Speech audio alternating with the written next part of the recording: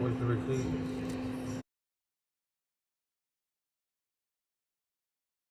It's actually rather a good carpet cleaner. It's got quite an aggressive brush roll in because this was actually designed for American homes as opposed to English ones. And when this was sold in Argos, it was actually quite a popular machine and it's had quite good reviews. It was also a very budget machine at the time as well. This cost about between 70 and 80 pounds normally this machine did. And what you got with it, it was quite comprehensive. You got the full set of tools with it, including the turbo brush, extension poles with it, and a very long stretch hose.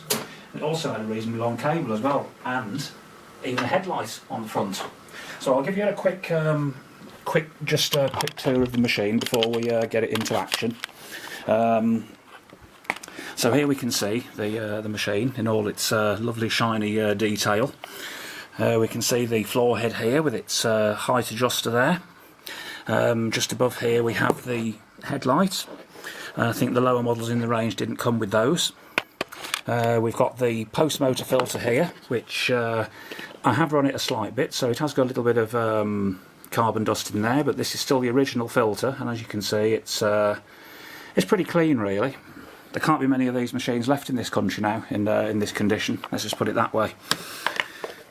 Let's just close that. And we can see the bin system here, which I don't think Bissell use anymore.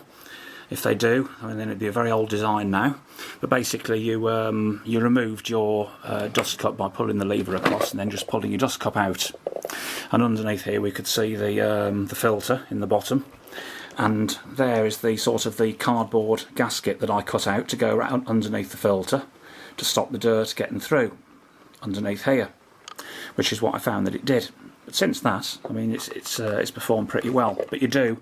It's like a shark cleaner really, you have to maintain this filter quite a lot because it does get very dirty very quickly, being a single cyclonic machine like the Shark. Underneath here you could see the problem that you had with these type when you pull the bin out for emptying. A lot of the dirt that was actually trapped up under here would then drop down when you pulled the bin out and end up inside the bottom of the carcass, at the bottom of the case here. That's why a lot of these machines that you see on videos are usually always covered with dust on the outside, because you know when you emptied this, the dust would just fly everywhere when you pulled it out. It's a nice easy cup to empty, but they weren't the best if you got to walk outside with all the dirt. So that just fitted back inside there and pulled shut. On the side here we've got your two extension poles. I think there's one inside the other actually. No, one's the crevice tool here, and then you've got a long extension pole on the side. On the back of the machine we had Bissell's rather unique multifunction tool here, which was able to be twisted round top from one side to the other, so you could choose between the upholstery tool on that side or the dusting brush on that side. Not the best in the world, but I suppose it sufficed. It was what you got for £80. And I think in America these would have been even cheaper still, probably about a $50 vacuum over in America. Here's the on and off switch down the bottom, not my favourite place, but there we go. I think a lot of Bissells put theirs down there. A lot of other American cleaners at the time would have had switches on the top, but the Bissell had it at the bottom. You've got your recline pedal here, and you've got a carrying handle just under here. There's the stretch hose there. So, you know, it would stretch out a fair distance, but you always had that worry about the thing pulling backwards and falling over backwards from where the hose was. The Sebo uprights used to suffer from the same problem as well, you know, where the hose came out, so this wasn't unique with that issue. What else have we got on here? I mean, it's only a very quick tour now because I did do a full review of this some time ago on the channel.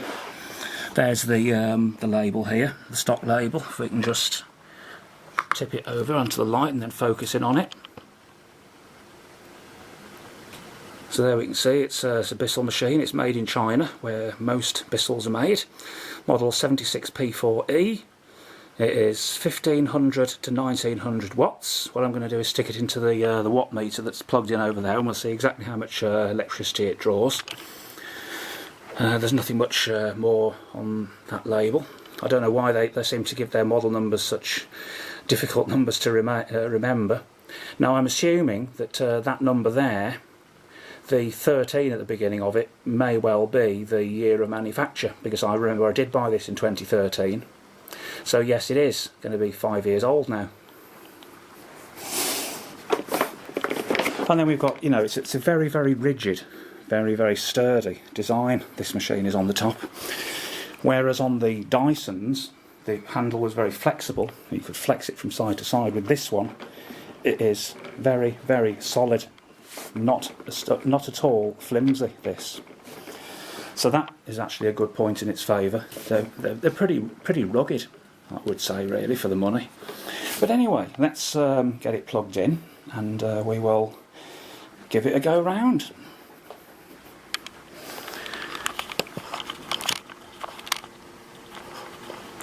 Let's get the camera focused on the front, on the back room here, because that's what we're going to do first. In fact, I don't do editing, you see, so everything's just live as you see it. I haven't got patience for these editing suites. There we go, let's plug it in.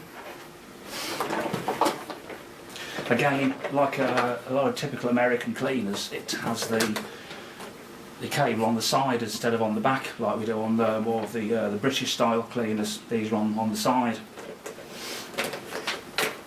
I think you were able to turn it. Yes, you could. It's a quick release.